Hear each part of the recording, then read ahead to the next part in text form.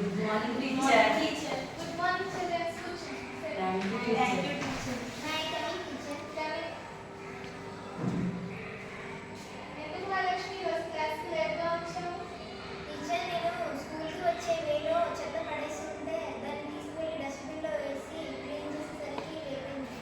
సరే, ఈరోజు మహాలక్ష్మి చాలా మంచి పని చేసినందుకు మనం అందరికీ క్లాస్లో. సరే, ఈరోజు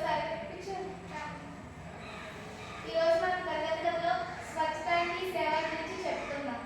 సరే, లక్ష్మి నిమిషం. అన్నం తినే ముందు మనం ఏం చేయాలి? మనం ఫస్ట్ చేతులు శుభ్రంగా కడుక్కోవాలి. నాతో పాటు మీరు కూడా చేయండి. స్టార్ట్ చేస్తాను. ఫస్ట్ మనం ఇప్పుడు ట్యాప్ వాటర్ కింద చేతి పెట్టి చేయి వాష్ చేసుకోవాలి. సెకండ్ స్టెప్ మన చేతి వేగంలో చెత్త ఉంటుంది, అక్కడ మనం శుభ్రం చేసుకోవాలి. థర్డ్ స్టెప్ మన పాము, అది క్లీన్గా ఉంచుకోవాలి. నెక్స్ట్ స్టెప్ మన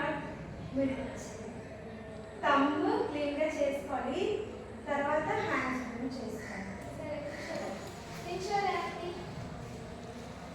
మనం ఎలాంటి ఆహారం తీసుకోవాలి? మంచి పోషకాలను పండ్లు, ఆకుకూరలు తినాలి. మనం వండే వంటల పైన మూతలు వేసి ఉంచాలి.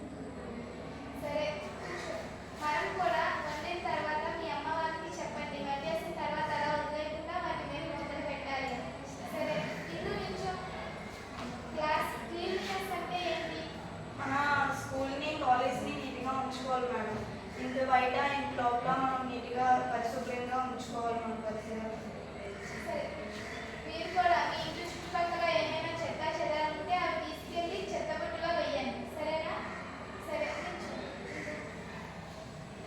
క్లాస్ చాలా నీట్గా ఉంచుకోవాలి. మన తరగతి గదిని నీట్గా ఉంచుకోవాలి మేడం. మన వాష్రూమ్స్ కూడా నీట్గా ఉంచుకోవాలి. క్లాస్ రూమ్లో ఏమైనా ర్యాపర్స్ ఏమైనా కనిపిస్తే, మనం తినే వేస్టేజ్ ఏమైనా కనిపిస్తే డస్ట్బిన్లో తీసుకెళ్ళి వేయాలి.